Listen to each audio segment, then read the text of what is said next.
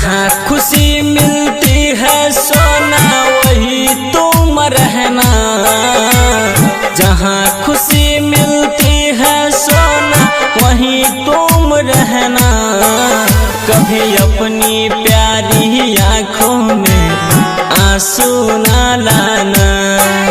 कभी अपनी प्यारी आँखों में आंसू ना लाना।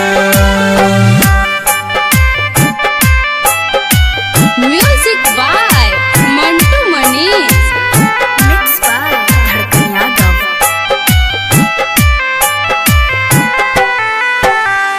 लिखा न था ये किस्मत में हम दोनों का साथ हो। टूट गया रिश्ता नाता छूट गया साथ हो।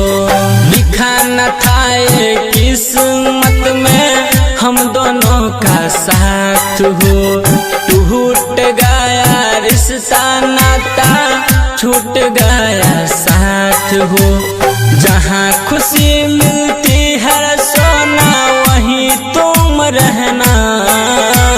जहाँ खुशी मिलती है सोना वहीं तुम रहना।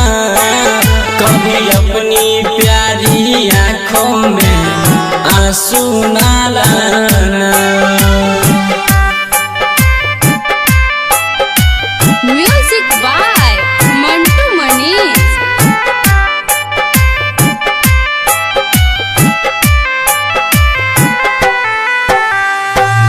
होगा न बात कभी नहीं मुलाकात हो।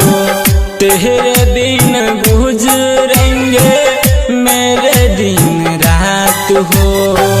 होगा न बात कभी नहीं मुलाकात हो।